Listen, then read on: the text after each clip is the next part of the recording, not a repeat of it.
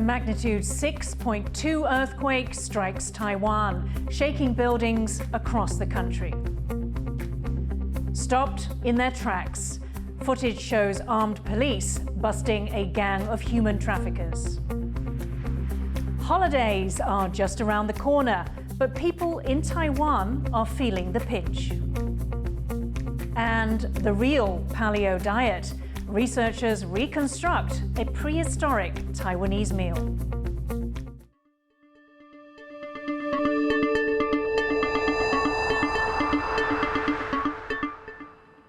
A warm welcome to TaiwanPlus News. I'm Yin Khvat. A magnitude 6.2 earthquake has struck Taiwan. So far, no deaths or serious injuries have been reported. The quake struck at a shallow depth just off the east coast of Taiwan, around 140 kilometers from the capital, Taipei. It rocked buildings across the country. The worst shaking was felt in the east, near the epicenter. The quake has been followed by at least 8 aftershocks. Taiwan's last major earthquake struck the east of the country in September. That quake killed 1 person, destroyed a convenience store, and damaged roads and railways. Taiwan's seismological center says 2022 has been a record year for seismic activity. 除了921那天就是921地震极级地震之外呢，大概是我们记录上规模发生6以上是最多的一年。 Taiwanese police have been grappling with a surge of human trafficking cases. Now, footage has emerged of armed officers busting a scam ring on their way to sell their victims. Stash Butler reports. This video has just emerged of police sweeping in to bust a human trafficking ring.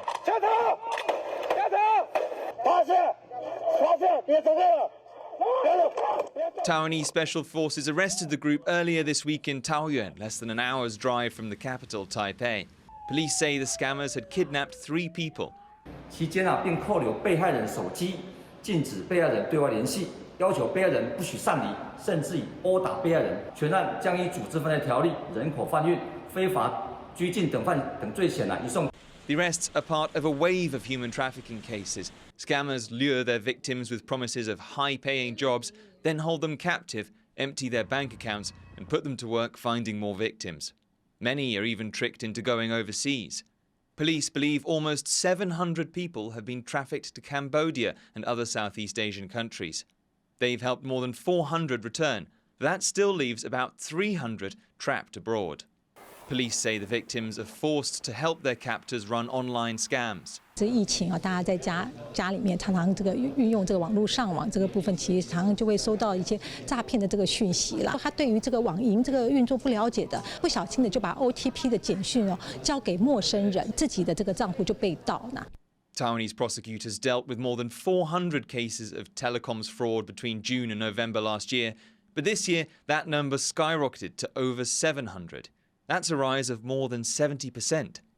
This gang bust captured on camera may stop one group of fraudsters, but while the scams keep working, police will face an ongoing struggle to save others from Taiwan's kidnapping rings. Klein Wang and Stash Butler for TaiwanPlus.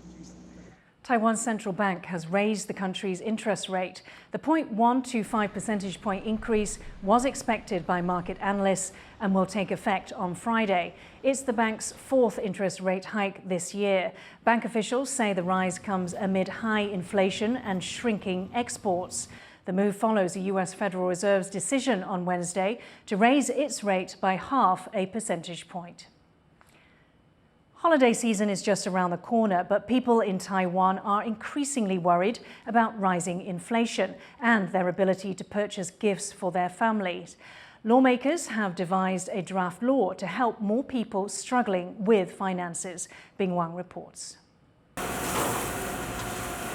46-year-old street vendor Bai Junxiang hasn't taken a day off in almost 2 decades. 7 days a week, 52 weeks a year, he makes and sells pasta on this street. But he says business isn't as good as it used to be, and his profits have suffered. 因为疫情的关系，进口的东西都变得贵很多。其实我们涨得很痛苦，对，那只是没有人晓得，我们大家都是硬撑的吧，对啊。那希望说疫情慢慢过去回稳，能够再回到一个比较稳定的一个营收的。Many in Taiwan are feeling the same financial pinch. Inflation is rising, and the prices of produce like these are much higher than they used to be. Staples like rice are also more expensive, up 2.5% in price compared to this time last year. The cost of eating in restaurants is also up by 6%, and Taiwan's rental price index hit a record high in October. To alleviate people's economic struggles, lawmakers from the ruling Democratic Progressive Party, or DPP, proposed a bill to lower the poverty threshold. In Taiwan, the poverty line is set at 60% of the country's median income per capita. That's almost 19,000 NT dollars, or around $600 US a month. Right now, 0.5% of the population, or 130,000 people, fall under this line. The median income per capita is recalculated every year, and if it doesn't increase by at least 5%, then the poverty line stays the same. Because of that 5% bar, Taiwan hasn't changed its poverty line in almost 12 years. This new bill will lower that threshold to 3%, widening the group of people eligible to receive benefits. 600,000 households would then be reclassified as low income. But the ministry tasked with the budget and acts as Taiwan's comptroller says it will be difficult and expensive to change such laws. 那因为调增的这个频率会增加，那它会涉及到18项法规的一个修正，那行政成本也确实上会变得比较繁复的一些。 Lawmaker Liu Sifang, who is also leading the charge, says Taiwan has enough money to help the people falling under a new line. 我认为大概是在70亿到80亿左右，假设啦哈，如果不计算任何通货膨胀或者是物价调整的话，那所以如果这样的数目字呢是我们的年度预算可以放进去的话，我们所有的委员都很希望行政院可以来从宽认定这样的贫穷线。 Lowering that threshold would help hundreds of thousands of Taiwanese people, including street vendors like Bai, who would better be able to make ends meet and hopefully take a much-needed day off. Eason Chen and Bing Wong for TaiwanPlus. Taiwan's tourism sector is preparing for an expected surge in holiday travel. Labour officials predict the hospitality industry will need some 6,600 new staff ahead of January's Lunar New Year period.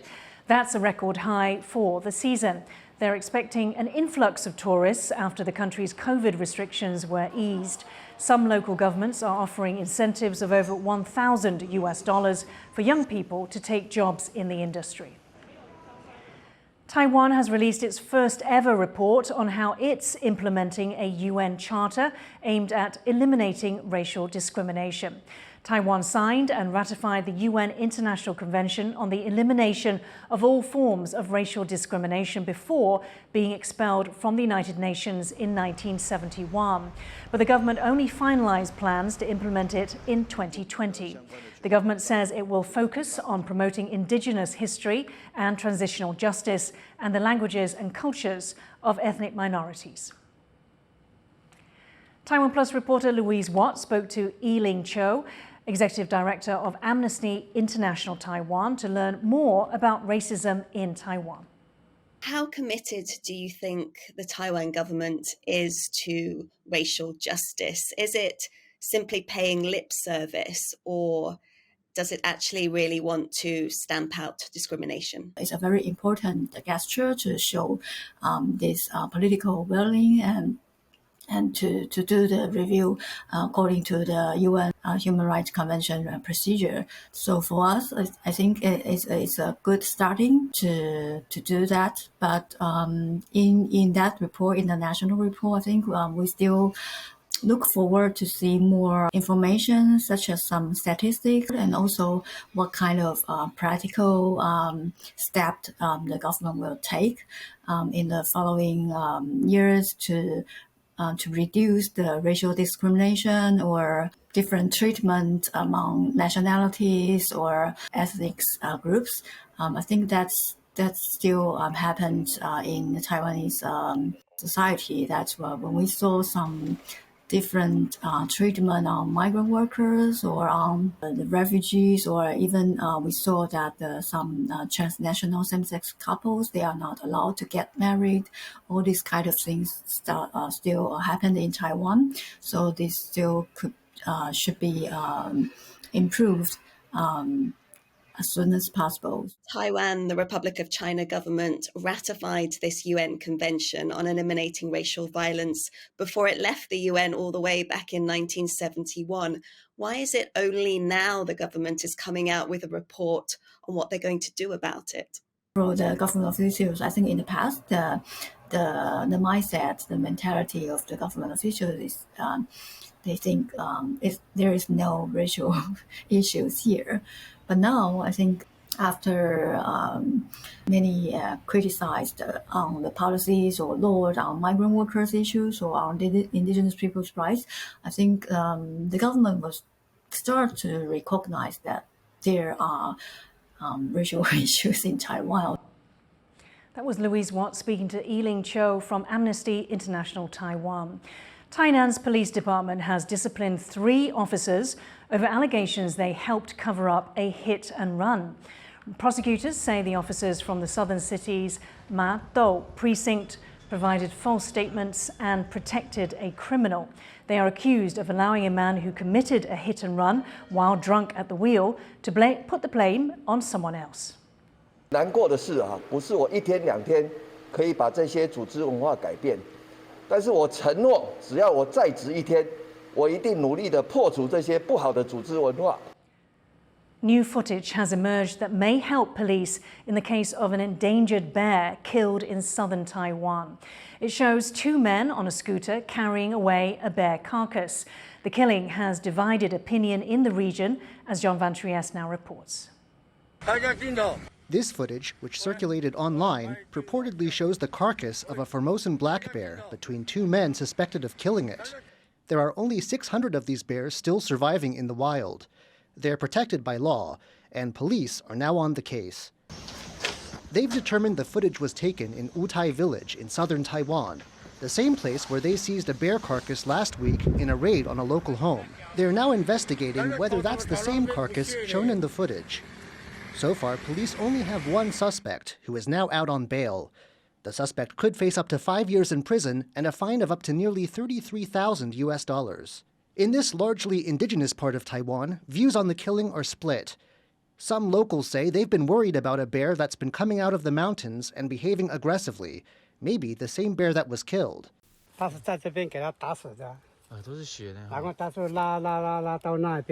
But indigenous lawmaker Saidai Tahovitahe, whose constituency includes Wutai, says the killing goes against tradition. 在原住民的各个族群，其实都将它视为一种充满敬畏、充满禁忌的一种符号。 Meanwhile, conservationists are skeptical about reports of an aggressive black bear. 台湾黑熊其实一般很怕生，看到人大部分的情况都跑掉。近30年之内，没有人是因熊无缘无故而受伤。我们应该知道说它是潜在危险性，但是没事不会攻击人。 Conservationists say people should be educated about how to coexist with Taiwan's bears. And they say agencies like the Forestry Bureau can always help chase away bears that threaten lives or property, meaning there is never any reason to kill them. Howard Zhang and John Van Trieste for TaiwanPlus. Coming up, what do plants really want? We find out after the break.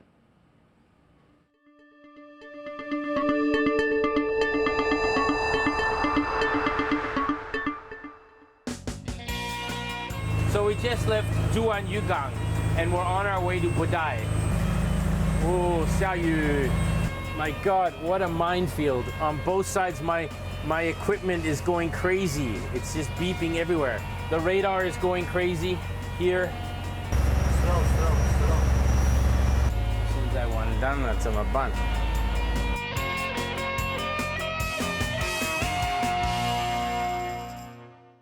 Thank you for watching TaiwanPlus News. For more stories from here in Taiwan, please download the TaiwanPlus app.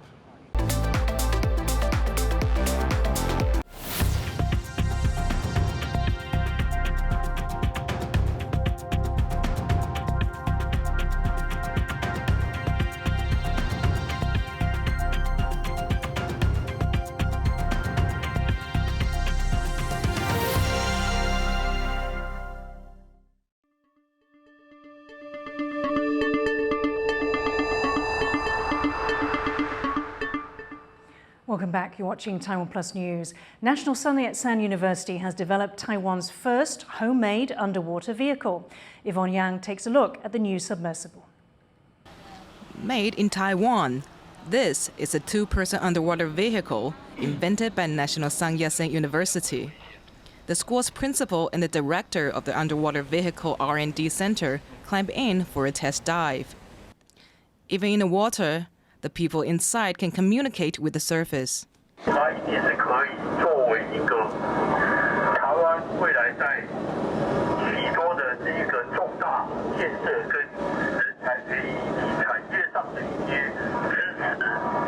On this 2-hour dive, the vehicle went 50 meters under the surface around the offshore island of Xiaoliuqiu.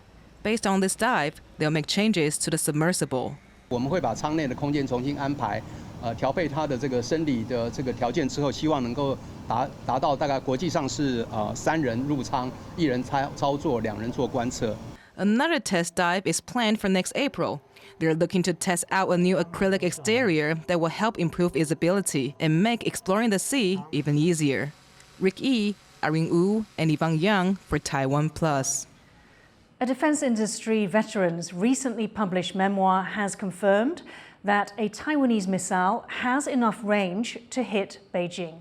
Gong Jiazheng used to head Taiwan's top weapons developer, which makes the Yunfeng cruise missile.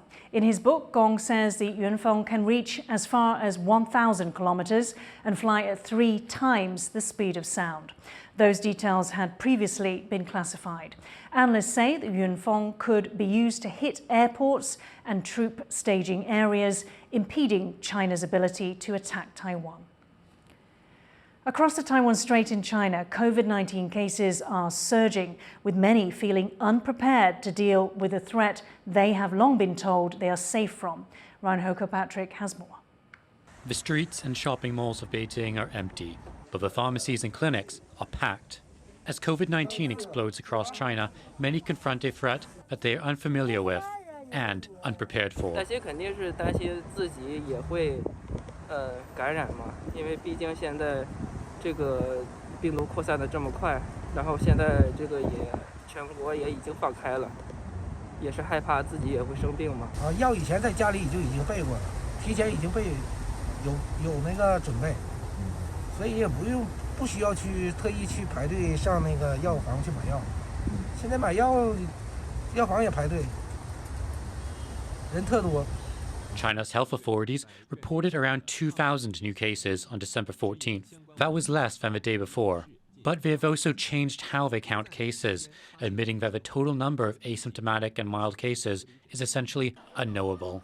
The surge in infections comes after a sudden loosening of restrictions. But the World Health Organization disputes a causal link between the two. The explosion of cases in China is not due to the lifting of COVID restrictions. The explosion of cases in China had started long before any easing of the zero COVID policy.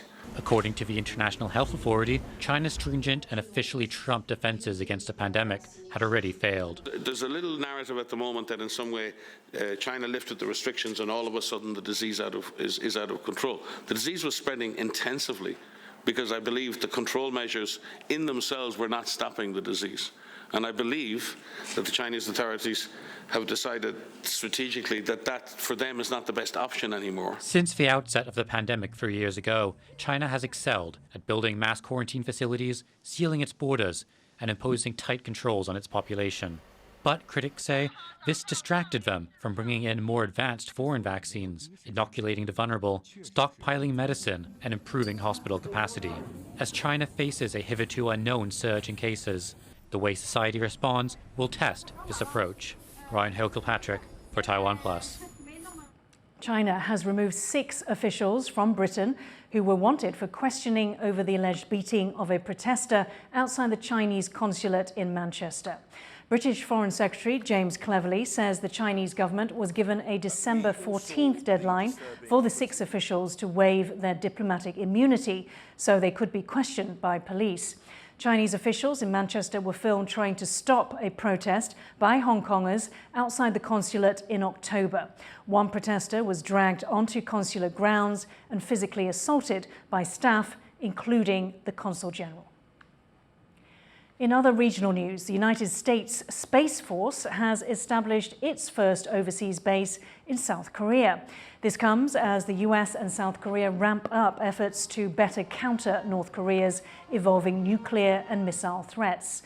The new unit is tasked with monitoring, detecting and tracking incoming missiles, as well as bolstering the military's overall space capability. South Korea's Air Force also set up its own space unit this month to boost its space power and operational capabilities, together with their American counterparts. Back in Taiwan, scientists at National Taiwan University have made an interesting breakthrough in plant communication, one that could have big implications for agriculture. Sally Jensen reports. If plants could talk, what would they say? While there's still no way of knowing for sure, scientists at the National Taiwan University have found a fascinating way of getting them to communicate. 这个地方我们可以看到颜色不均匀了，那因为光质是均匀的，所以可见的这个状况之下，应该是我们的水根的氧液它的吸收可能有不均匀状况，可能有些元素缺乏了比方说或许缺镁或者缺钾之类的。 After 12 years of cross-field collaboration, the scientists at the university's Department of Biomechatronics Engineering have developed a sensor that provides instant insight into plant health. Take this sprouting lettuce, for instance. You can see that the ends of its leaves have gone red. When the colour is unevenly distributed, that means that some nutrients are missing. So what does this development mean for the future of Taiwan's agriculture? Taiwan has a fluctuating climate and often experiences extreme weather conditions that can see harvests wiped out almost overnight. And Taiwan's heavy industry has damaged soil quality in many places, making it harder for plants to absorb the nutrients they need. If farmers are able to monitor and control levels of nutrient absorption, this could be a boon for yields and crop quality. But this technology comes with a hefty price tag. 所以，如果我们想要知道说缺乏哪个离子元素的话，我们需要买这样的电极。那这样的电极它的价格非常的昂贵，一次只能量一个。所以一开始来讲的话，我们就必须尝试把它做的微小化。So while we may not be able to converse with our cabbages just yet, this discovery could have major implications for the future of agriculture. Leon Lien and Sally Jensen for TaiwanPlus. Now, we all know how much the COVID-19 pandemic disrupted life across the world, but there's one area in Taiwan's southeastern county of Taidong that has benefited from having fewer visitors. Louise Watt explains. This is the 280-hectare Taidong Forest Park. It has lakes, scenic views, and, unusually, white-breasted water hens and eastern spot-billed ducks. They're being spotted in and around the lakes. Because of the pandemic, there have been fewer human visitors to the park, and so the types of birds seen here are becoming more diverse. 包括一些像冬候鸟的部分，它也会来这边过冬啊，或者是产下一些后代，也留在我们园区里面。The common kingfishers, which perch on lotus leaves as they wait for food, are no longer scared of humans. Also spotted in the park, a lost owl that was rescued after getting tangled in a vine. 因为中间有一段疫情的期间，我们整个森林公园在整个生态方面，恢复的其实还不错。While the bird population has been renewed, the pandemic has taken a toll on the park in other ways.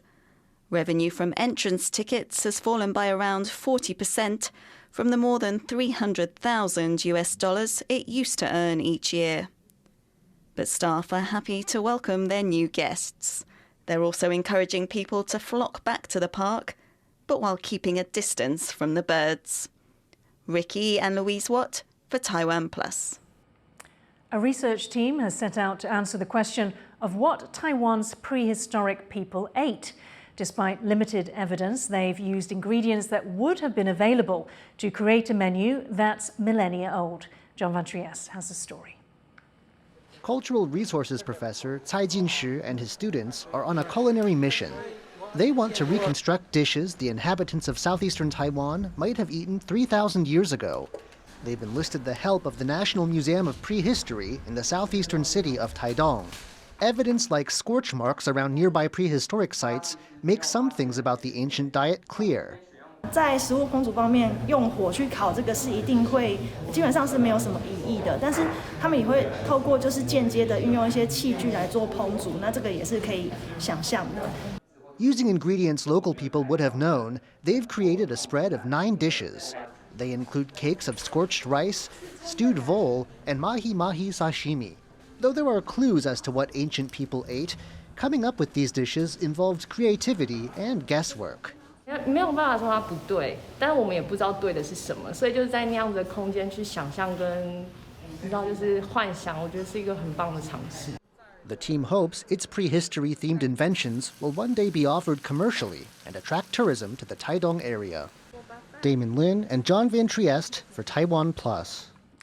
Thank you for watching TaiwanPlus News. Remember to download the TaiwanPlus app for more stories from Taiwan and around the world. Finally, today we leave you with images of the dance competition World Final in Johannesburg. Dancers face off in a one-on-one format with various musical hits across multiple genres. I'm Yin Khvat. Take care. See you next time.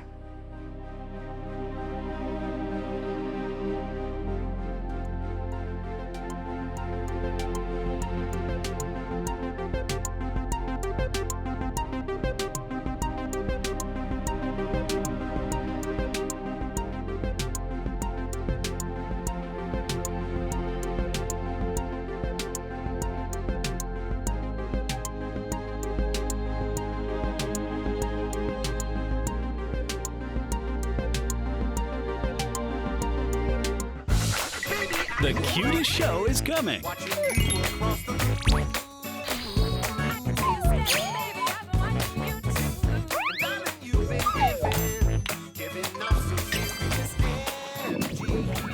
Pop Nation, coming Monday, December 19th on TaiwanPlus.